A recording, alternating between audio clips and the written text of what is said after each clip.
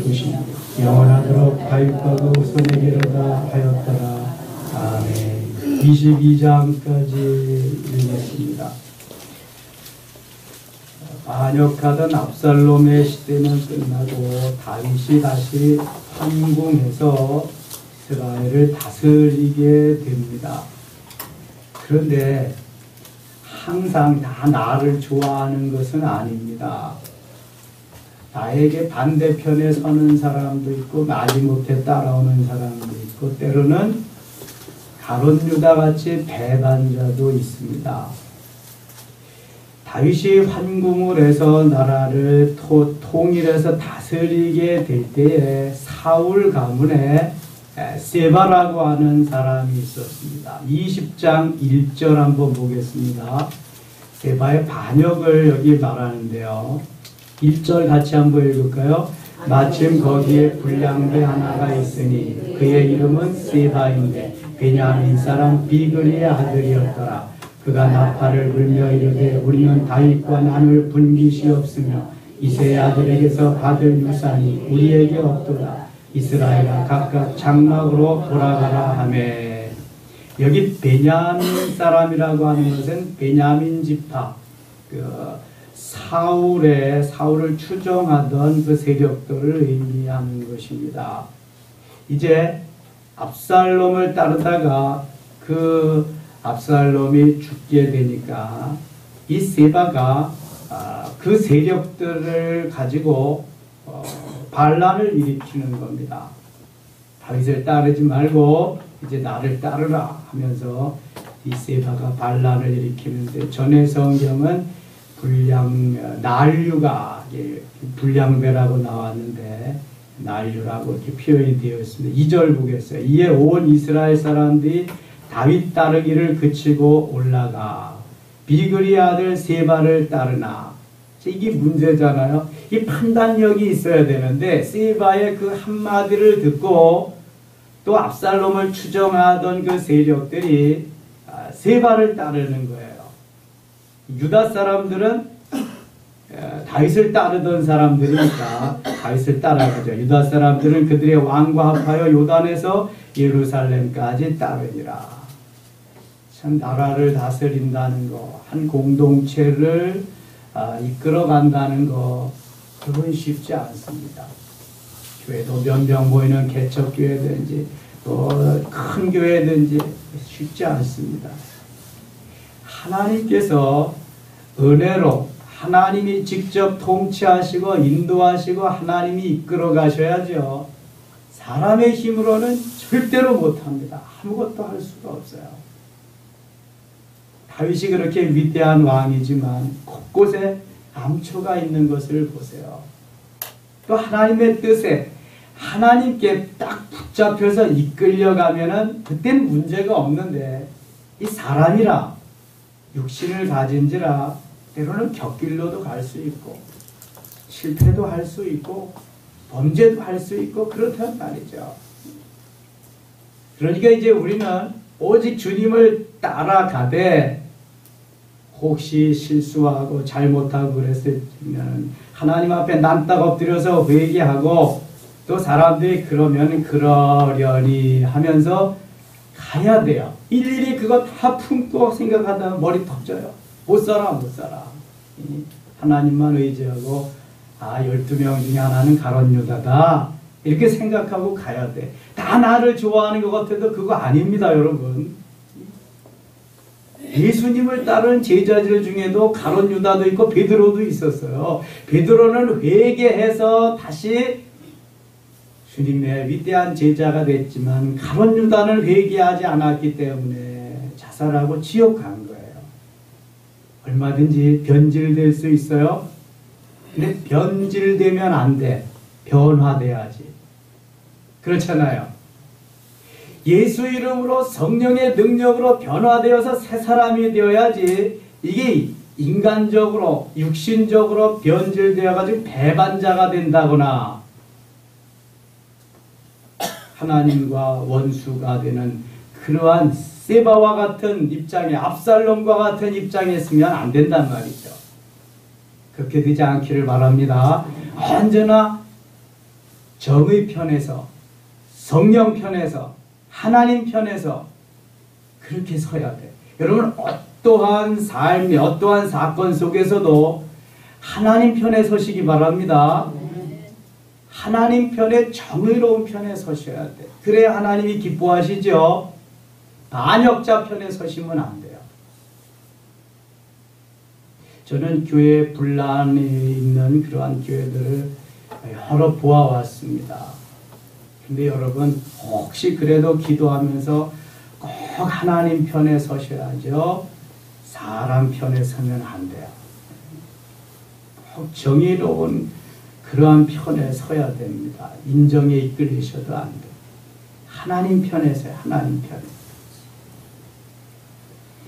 2절 다시 봅니다. 이에 이스라엘 사람들이 다윗 따르기를 그치고 올라가 비그리 아들 세바를 따르나 유다 사람들은 그들의 왕과 아빠 요단에서 예루살렘까지 따르니라. 판단을 해야 되잖아요. 내가 다윗 왕을 따를 것이냐, 이 반역자 불량자인 세바를 따를 것이냐. 당장 위험에 처해서 죽을까봐 세바를 따를 수도 있지만 그래도 반역자를 따라가면 안 돼요, 여러분. 3절 다윗이 예루살렘 본궁에 이르러 전에 머물러 왕궁을 지키게 한 후궁 10명을 잡아 별실에 가두고 먹을 것만 주고 그들에게 관계하지 아니하니 그들이 죽는 날까지 갇혀서 생밥으로 지내니라. 압살롬에게 쫓길 때에 다윗은 모든 부하들과 다 피란을 가는데 후궁 10명만, 첩 10명만 남겨두고 갔거든요. 그런데 압살롬이라는 놈이 그 아이도벨의 책략에, 계략에 의해서 궁궐 지붕 꼭대기에다가 장막을 치고 아버지의 첩들과 관계를 해서 그런 사건이 있었잖아요. 그것을 다윗이 기억하면서 그 후궁들에게, 첩들에게 살려는 주는데 먹을 것만 주고 생전 가서 같이 하지 않았다. 죽는 날까지 갇혀서 생밥으로 지내니라. 사실 불쌍하죠. 이 사람들 잘못이 없잖아요. 왕이 남겨두었다가 뭐 압살롬에게 당한 것인데 불쌍한데 끝까지 이렇게 생밥으로 지냈다. 참 시대도 잘 타고나야 되고요. 하나님이 잘 인도하셔야지 이게 뭐 마음대로 되는 게 아닌 것 같아요. 쭉 이렇게 넘어가서요. 이제 21장 보겠습니다. 21장 1절 같이 읽어요. 다윗의 시대에 해를 거듭하여 3년 기근이 있으므로 다윗이 여호와 앞에 간구하며 여호와께서 이르시되 이는 사울과 피를 흘린 그의 집으로 말미암음이니 그가 기브온 사람을 죽였음이니라 하시니라. 아멘. 다윗이 다시 통치를 하는데 해를 거듭하여, 전의 성경은 연분연, 이게 계속 해마다 기근이 있는 거예요. 곡식이 잘 돼서 풍족해야, 풍성해야 백성들이 평안하고 또 뭐 살맛이 나는데 기근이 있으면 먹을 게 없잖아요. 백성들이 아우성을 친단 말이에요. 다윗이 하나님 앞에 기도하게 됩니다. 다윗이 본래 믿음의 신앙으로 그 어려움을 다 딛고 다시 믿음의 사람으로 살게 되는 거죠. 하나님 앞에 간구하며 여호와께서 이르시되 이는 사울과 피를 흘린 그의 집으로 말미암음이니 그가 기브온 사람을 죽였습니다. 이거 무슨 말이에요? 하나님께서 모세에게 말씀하시기를 너희들이 가나안 땅 정복하면은 가나안 7족속은 다 멸절시켜라, 다 죽여라, 쫓아내라 그랬어요. 그런데 여호수아가 가나안 땅을 점령하면서 이제 전쟁을 하고 다 몰아내는데 여호수아 9장에 보면 이 기브온 사람들이 신도 낡은 거, 의복도 낡은 거 다 이렇게 거지 행사를 하고 와서 여호수아에게 뭐라냐면 우리는 먼 나라에서 여기까지 왔습니다. 우리는 이제 영원히 당신들의 종이 될 것입니다. 우리를 살려주세요. 그런단 말이죠. 지금 다 아모리 사람, 아말렉 사람들 다 진멸하고 점령해 나가는 때 하도 와서 종이 되겠다고 애원하니까 여호수아가 외국에서 멀리서 온 줄 알고 그 가나안 땅의 원주민인 줄 모르고 그래 그럼 너희들 그렇게 해라 허락을 했어요. 근데 성경에 보니까 그때 여호와께 묻지 아니하고 하나님께 묻지 아니해서 그러한 결과가 나왔다는 거예요. 그때 여호수아가 만약 하나님 앞에 하나님 이들이 진짜입니까? 정말 외국에서 그렇게 살다가 여기까지 기어온 사람입니까? 물어봤으면 하나님 한마디로 대답해 주셨을 텐데 묻지 아니하고 자기 판단으로 불쌍하다고 그렇게 하다가 그 사람을 살려줬어. 여호수아가 뭐라 하냐면은 너희들은 이제부터 이스라엘의 장작 패고 물 깃는 종이 되어서 영원히 같이 살리라 그래요. 이것이 곧 법이 됩니다. 이것이 하나님께 맹세하고 하나님께서 하신 말씀으로 쫙 자리 잡아가지고 기브온 사람들은 이스라엘 사람들과 같이 살게 돼요. 그런데 사울 시대에 사울이 이놈들은 원주민인데 이놈들은 이 땅 사람들인데 그래서 사울이 그들을 살해하고 죽이기 시작합니다. 근데 다 죽일 수가 없잖아요. 사람이 남아. 그 남은 사람들이 지금 기브온 사람들이 돼서 이거 말하는 것입니다. 그런데 하나님은 여호수아가 그들을 살려준 그것을 여호수아 개인이 한 것으로 여기지 아니하시고 하나님이 하신 것으로 간주하셨어요. 너희가 그렇게 약속했으면 죽이지 말고 살려서 같이 잘 살아야지. 사울 때 왜 그렇게 했느냐. 그래서 여기 그런 말을 하는 겁니다. 21절 다시 한번 봐요. 다윗의 시대에 해를 거듭하여 3년 기근이 있으므로 다윗이 여호와 앞에 간구하며 여호와께서 이르시되 이는 사울과 피를 흘린 그의 집으로 말미암음이니 그가 기브온 사람을 죽였음이니라. 사울이 기브온 사람들을 죽였기 때문에 하나님이 재앙을 내리셔서 기근이 있게 해서 3년 3년 동안 연속해서 이 땅에 기근이 왔다는 거예요. 그럼 어떻게 해야 될 것이냐. 2절 기브온 사람은 이스라엘 족속이 아니요 그들은 아모리 사람 중에서 남은 자라. 이스라엘 족속들이 전에 그들에게 맹세하였거늘 사울이 이스라엘과 유다 족속을 위하여 열심히 있으므로 그들을 죽이고자 하였더라. 이에 왕이 기브온 사람을 불러 그들에게 물으니라. 여호수아 9장을 읽어보시면 자세한 사항이 나옵니다. 돌아가셔서 여호수아 9장을 읽어보세요. 저들이 하나님 앞에 묻지 아니한 내용도 거기에 나오고 있습니다. 3절 다윗이 그들에게 묻되 내가 너희를 위하여 어떻게 하랴. 내가 어떻게 속죄하여야 너희가 여호와의 기업을 위하여 복을 빌겠느냐 하니 우선 기근을 면해야 될 거 아니에요. 내가 너희들에게 어떻게 하면 좋겠느냐. 4절 같이 읽겠습니다. 기브온 사람이 그에게 대답하되 사울과 그의 집과 우리 사이의 문제는 은금에 있지 아니하오며 이스라엘 가운데에서 사람을 죽이는 문제도 우리에게 있지 아니하니이다 하니라. 왕이 이르되 너희가 말하는 대로 시행하리라. 그럼 뭐냐? 본론을 말해라. 은금도 아니면 너희들이 뭘 원하느냐? 은금보다 더 귀중한 것을 원한다는 거죠. 5절 6절 같이 읽을게요. 그들이 왕께 아뢰되 우리를 학살하겠고 또 우리를 멸하여 이스라엘 영토 내에 머물지 못하게 하려고 모해한 사람의 자손 7사람을 우리에게 내주소서. 여호와께서 택하신 사울의 고을 기브아에서 우리가 그들을 여호와 앞에서 목베어 달겠나이다 하니 왕이 이르되 내가 내주리라 하니라. 은금보다 더 귀한 거 뭐예요? 생명이에요. 생명.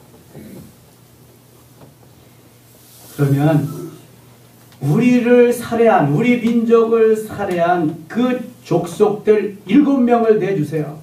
그럼 그들을 우리가 목매어 달겠습니다. 저들의 소원이에요. 어차피 사울 가문은 다윗과 원수의 가문이잖아요. 대부분 다 길보아 산에서 아들들이 다 죽었어요. 근데 남은 족속들이 있거든요. 딸의 가족이 남았고 그 전쟁에 참여하지 않았든지 병신이든지 무비보셋이라고 하는 사울의 아들이 남아서 나중에 그 부하들이 왕으로 옹립을 해가지고 2년 동안 왕노릇을 했거든요. 그래서 그 무비보셋의 후손들 이걸 내주게 됩니다. 7절 보세요. 그러나 다윗과 사울의 아들 요나단 사이에 서로 여호와를 두고 맹세한 것이 있으므로 다윗과 요나단은 그런 사이가 아니죠. 다윗과 요나단은 여인을 사랑하는 것보다 더 진한 사랑을 나눴어요. 왕이 사울의 손자 요나단의 아들 무비보셋은 아끼고 무비보셋은 요나단의 아들이고요. 이스보셋이라고 하는 그 아들이 있었어요. 사울의 아들 중에 이스보셋. 예, 그 후손을 이제 내어주게 됩니다. 왕이 이에 아야의 딸 리스바에게 세서 난 자 곧 사울의 두 아들 알모니와 무비보셋과 사울의 딸 메라백에서 난 자 곧 무할렛 사람 바르실레 아들 마드리엘의 5 아들을 붙잡아 그들을 기브온 사람의 손에 넘기니 기브온 사람이 그들을 산 위에서 여호와 앞에 목매어 달매 그들 7 사람이 동시에 죽으니 죽은 때는 곡식 베는 첫날 곧 보리를 베기 시작한 때더라. 사울의 아들 중에서 남은 후손, 또 하나는 사울의 딸들 중에 후손, 그렇게 해가지고 사울의 가문에 남은 자 요나단이 사랑하는 다윗이 사랑하는 요나단의 후손 그 아들만 빼놓고는 7명을 이 사람들의 기브온 사람들에게 내주게 됩니다. 그래서 영분년 해를 거듭하는 3년의 기근이 멈추게 됩니다. 우리는 여기서 하나님의 사람이 하나님께 묻지 아니하고 그냥 약속한 것도 하나님의 사람이 한 것이기 때문에 그대로 지켜야 한다는 것을 알 수가 있어요. 이게 내 이해 득실에 따라서 했다 안 했다 하는 게 아니라 그렇게 약속했으면 끝까지 어려움이 와도 진행을 해야 된다. 하나님께서 다 죽이라고 했으면 죽여야 되는데 모르고 살렸어요. 살렸는데 나중에 그들이 원수 같아서 죽였어요. 근데 그 후유증으로 이렇게 어려움이 오니까 기근이 당하니까 그거의 기근의 결과가 그렇게 살해한 것 때문이다. 그 대가를 또 치루어야 된다. 하나님의 말씀하신 것을 그대로 이루어야 되고 지켜야 되고요.